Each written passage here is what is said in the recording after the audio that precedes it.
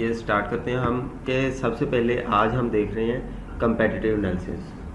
Competitive analysis क्या होता है? अब देखिए ना, हमने अपनी वेबसाइट का कंपेटिटिव एनालिसिस भी करना है। वो इसलिए करना है कि हमने अपनी सर्विसेज को देखना है और एरिया को देखना है। हमने अपनी सर्विसेज किस एरिया में देनी है। अब लाइक एज mfast.com ये डिजिटल मार्केटिंग एजेंसी है। कहाँ पे है? पाकिस्तान में। हमने पाकिस्तान में करना है ना। अगर तो पाकिस्तान में है, लेट्स सपोज अगर ये इंग्लैंड में होगी तो इंग्लैंड के लिए हम करेंगे। हमने अब देखना क्या है, ये पाकिस्तान के लिए है। पाकिस्तान में जो इस वक्त बेस्ट डिजिटल मार्केटिंग एजेंसी हैं वो कौन सी है? ठीक है, मे भी पॉसिबल है हम अकेला किसी सिटी के हिसाब से करें, लाहौर के लिए करें। ठीक है, तो अब हम कंपेटिटिव एनालिसिस करने लगे हैं। वो यही करने लगे हैं कि हमने देखना है कि हमारी वेबसाइट, हमारे प्रोजेक्ट की नेचर क्या है, किस सिटी के लिए है और उसकी डोमेन क्या है, नीच क्या है। अब ये तो है सर्विस बेस कि डिजिटल मार्केटिंग एजेंसी है, इसको हमने रैंक करना है अपने स्पेसिफिक एरिया में। अब इसको हमने पाकिस्तान में अगर रैंक करना है तो हम क्या करेंगे, इसको पाकिस्तान में देखेंगे कि पाकिस्तान में जो टॉप 10 है लोग, वो कौन सी स्ट्रेटेजी यूज कर रहे हैं, उनका ऑडिट करेंगे, उनको देखेंगे कि वो किस तरह से काम करते हैं। बात तो फिर ही है ना। अगर हम कंपेटिटिव एनालिसिस ही नहीं करेंगे, हम ये चीज एनालाइज ही नहीं करेंगे कि हमारा कंपेटिटर क्या कर रहा है, तो हम उनको बीट किस तरह से करेंगे। उनको बीट करने के लिए हमें ये चीज देखनी पड़ेगी कि वो लोग किस तरह से काम कर रहे हैं। तो आइए हम देखते हैं कि किस तरह से हम देख सकते हैं कि हमारे कंपेटिटर कौन कौन है। अब देखिए ना, एक सिंपल चीज है, बेस्ट डिजिटल मार्केटिंग एजेंसी है ये। मैं इसको डिजिटल मार्केटिंग एजेंसी बनाना चाह रहा हूँ, मतलब कि कोई भी बंदा सर्च करे या कोई देखे तो मैं टॉप 10 में रैंक करूँ। ठीक है, या मे भी पॉसिबल है कि मैं डिजिटल मार्केटिंग एजेंसी में सिर्फ एक सर्विस दे रहा हूँ, वेब डेवलपमेंट की सर्विस दे रहा हूँ, तो ये वेब डेवलपमेंट सर्विसेज की कंपनी हो सकती है, या फिर एसईओ की सर्विसेज दे रहा हूँ। ठीक है, वो मुझ पे डिपेंड करता है। ये नेचर होती है। पहले हम देखते हैं कि हमारी वेबसाइट या हमारा प्रोजेक्ट, हमारी कंपनी वो किस रिलेटेड है। जब हम प्योरली एनालाइज कर लेते हैं कि हमारी अपनी जो कंपनी है वो इस रिलेटेड है, फिर हमारे लिए कंपेटिटिव एनालिसिस करना आसान हो जाता है। कैसे? अब देखें ना, मैंने आपको एग्जांपल दी कि मैं डिजिटल मार्केटिंग एजेंसी बनाई है मैंने और इसको रैंक करना चाह रहा हूँ। तो अब मैं सिंपल इधर लिखूंगा बेस्ट डिजिटल मार्केटिंग एजेंसी, ये ले। ठीक है, अब ये कंट्री बेस भी होता है, हम किसी भी कंट्री के लिए कर सकते हैं। ठीक है, अब हम किसी भी कंट्री के लिए कर सकते हैं। आपने देखना है कि आपका प्रोजेक्ट किस कंट्री के लिए है। अब मैं ये कह रहा हूं कि मेरा प्रोजेक्ट इस वक्त पाकिस्तान के लिए है। ठीक है, तो मैं पाकिस्तान में सर्च कर लूंगा कि इस वक्त पाकिस्तान में कौन कौन सी है। ये नहीं, अब पाकिस्तान में बेस्ट डिजिटल मार्केटिंग एजेंसी कौन कौन सी है। अब इधर से मैं देख रहा हूँ, देखें दी 10 बेस्ट डिजिटल मार्केटिंग एजेंसी इन पाकिस्तान। ठीक है, इधर से आ जाएगा 10, इधर से टॉप डिजिटल मार्केटिंग एजेंसी इन पाकिस्तान, ये भी आ गया। ठीक है, उसके बाद ये देखें बेस्ट डिजिटल मार्केटिंग एजेंसी, ये देखें इधर 100 आ गया। ये देखें, ये 3rd नंबर पे हमारी अपनी वैसे ही आ रही है, बेस्ट डिजिटल मार्केटिंग एजेंसी इन पाकिस्तान। अब ये हुआ कैसे है? ये लोकल बिजनेस के थ्रू हुआ है, हमने लोकल बिजनेस पे किया हुआ था। तो अब हमने गूगल को ये लगता है कि हम लोकली भी देख रहे हैं, शायद कि हम अपने नज़दीक देखें साहिवाल में। तो जिस लोकेशन में हम बैठे हैं उसके राउंड अबाउट जितनी भी डिजिटल मार्केटिंग एजेंसी इस वक्त वर्क कर रही हैं, उनमें से जो रैंकिंग में थी उसने ऊपर ला के रख दी। ठीक है, तो अब हमने ये देखना है कि वो जो 10 की लिस्ट है वो कौन सी, इस पे हम क्लिक कर लेते हैं, इसको हम ओपन कर लेते हैं, ठीक है।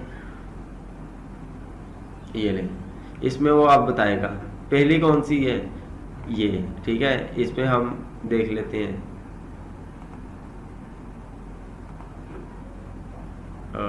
सी प्रोफाइल, और इनका इधर लिंक भी होगा।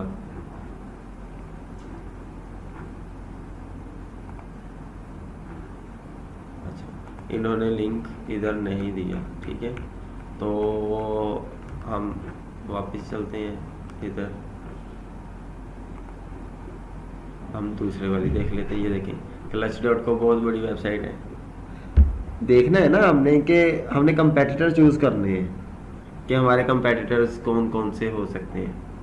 ये डिपेंड करता है हमारे अपने उस पे गोल्स क्या हैं, हमारे गोल्स क्या हैं। हमने बड़ी कंपनीज को टच करना है या छोटी कंपनीज को करना है। जिस तरह के गोल्स होंगे उस तरह का हमने काम करना है। अगर हमने बहुत बड़ी फर्म बनानी है, हमारे पास टाइम है कि हम अच्छे तरीके से ऐसे करें, हम बड़े कंपेटिटर भी चूज कर सकते हैं, छोटे भी चूज कर सकते हैं। अब देखिए डिजाइन ओशन, ये देखिए विजिट वेबसाइट, इधर क्लिक करेंगे तो आप ये इधर डिजाइन ओशन पे मूव हो जाएंगे, ठीक है। उसके बाद ये देखें स्केल मिल, ये आ गया, ठीक है। SUF डिजिटल, ये आ गया, ठीक है। अब ये वेबसाइट्स ओपन हो रही हैं, अब ये वेबसाइट आ गई। अब हम देख रहे हैं, इसको पहले एनालाइज करना है, वेबसाइट में उन्होंने दिया क्या क्या हुआ है, किस तरह का कंटेंट दिया हुआ है, कितना कंटेंट दिया है, ठीक है। ओके, ये हमने दे दिया। उसके बाद हमने ये जो वेबसाइट है, ये देखिए ना designocean.us, ये वेबसाइट है ना, इधर आप क्लिक करेंगे वो तो इधर आपने इसको उठाना है, इसको हमने किधर लेके जाना है, Hrefs में। Hrefs में इसलिए लेके जाना है, हमने इसका ऑडिट करना है, देखना है कि इसने कीवर्ड्स कौन से यूज किए हैं, इसने बैकलिंक्स कहाँ कहाँ से लिए हैं, इसकी DR क्या है, इसकी UR क्या है, डोमेन रेटिंग क्या है, URL रेटिंग क्या है, इसमें SEO के कौन कौन से फैक्टर्स को फुलफिल किया हुआ है, इसका कौन सा कंटेंट रैंक है, ये ब्लॉग सेक्शन की बेस पे रैंक कर रहा है या फिर सर्विसेज बेस सेक्शन पे रैंक कर रहा है। तो इस तरह से हमने अब Hrefs को ओपन करना है, ठीक है। तो Hrefs को ओपन करते हैं, ये हमारा Href ओपन हो गया, ठीक है। तो Href में हम लिंक को कॉपी किया था वो पेस्ट करते हैं और इधर से हम डोमेन को देखते हैं, ठीक है। डोमेन इधर से हम सर्च कर रहे हैं, तो जैसे ही ये सर्चिंग में आएगा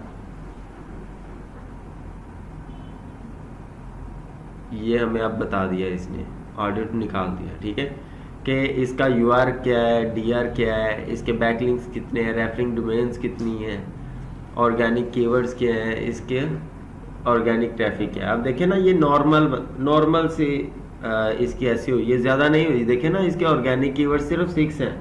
अभी इसने SEO पे काम नहीं किया, सिर्फ बैकलिंकिंग पे काम किया हुआ है। ये देखें बैकलिंक्स और referring domains, DR UR increase कर रहे हैं। तो इस कंपेटिटर को हमने देख लिया, तो अब हम कीवर्ड्स पे देखते हैं कि इसने कौन से कीवर्ड्स पे काम किया।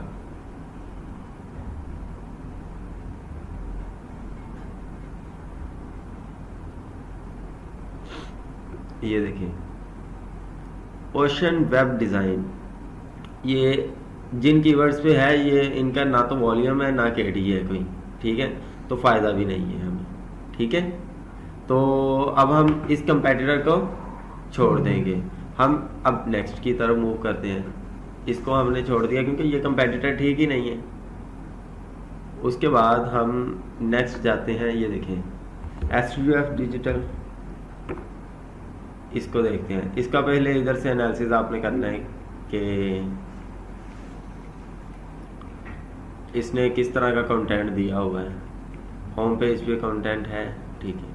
अच्छा, अब हम इधर साइट एक्सप्लोरर में आएंगे,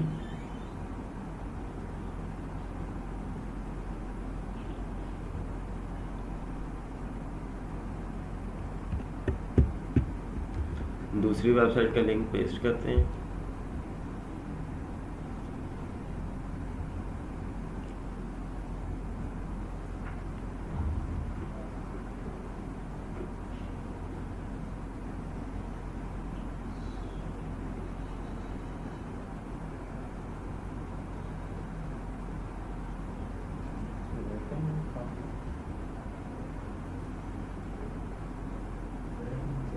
ये देखिए, अब ये दूसरी वेबसाइट है। अब इसके सिर्फ 9 कीवर्ड्स हैं और रेफरिंग डोमेन्स, बैकलिंक्स, DRUR, तो इनकी भी बिल्कुल लो है SEO। ठीक है, इन्होंने भी SEO पे अभी काम नहीं किया क्योंकि इनके कीवर्ड्स भी कुछ भी नहीं है। ठीक है, अब हम इसी तरह फाइंड करेंगे मीडियम लेवल पे देखेंगे, उसके बाद हाई लेवल पे देखेंगे। अब देखें ना, जो हमने अभी फाइंड किए हैं, जो हमारे पास लिस्ट आई है उसमें जो नज़र आए हैं वो भी लो लेवल पे हैं, वो उनको हम रिजेक्ट कर देंगे। और जो हमें ठीक लगेगी वेबसाइट के, इसके कीवर्ड्स भी अच्छे हैं और हमें, अब देखें ना, इसने हालांकि काम किया है, digital agency in Pakistan, digital agency in Pakistan, digital marketing agency in Pakistan, top digital agencies in Pakistan. ये देखें, ये चीज़ें आ रही हैं, लेकिन अब हमने इस तरह से और भी कीवर्ड्स को देखना है, कौन से कीवर्ड्स पे हमें काम करना चाहिए। ठीक है, तो अब आपको समझ आया कि हमने किस तरह से कंपेटिटिव एनालिसिस करना है। ये कीवर्ड्स बेस हो गया। उसके बाद फिर हमने उनके जो रैंकिंग में है वेबसाइट्स, उनका बैकलिंक भी देखनी है। उनके बैकलिंक देखेंगे कि बैकलिंक्स कौन से उनको पॉइंट कर रहे हैं, कौन कौन सी वेबसाइट्स उनको पॉइंट कर रही हैं, तो उन वेबसाइट्स को भी हम फिर देखेंगे। इधर से हम देखते हैं कि कौन सी वेबसाइट इनको रेफर कर रही है।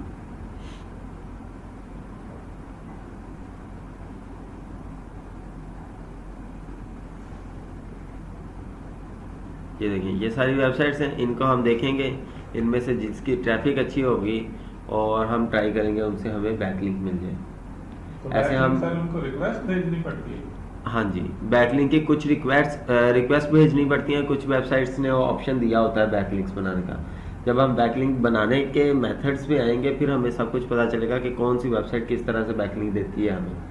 इसके अगर आप देखें मेथड्स होते हैं, ये तकरीबन आप 15 से 20 किस्म के बैकलिंक्स बना सकते हैं। डिफरेंट टाइप्स के बैकलिंक होते हैं जहाँ से आपको ट्रैफिक मिल सकती है। हाँ जी, खुद से हम बनाते हैं। नहीं, टूल्स हम यूज़ नहीं करते होते। टूल्स जब हम यूज़ करते हैं बैकलिंक्स बनाने के लिए, तो वो स्पैमी बैकलिंक्स बनते हैं, क्योंकि टूल्स ने ब्रस्ट करना होता है बैकलिंक्स, तो वो डिफरेंट वेबसाइट्स में पेस्ट करता है, तो वो पता नहीं किस तरह के URL में पेस्ट कर दे। ठीक है।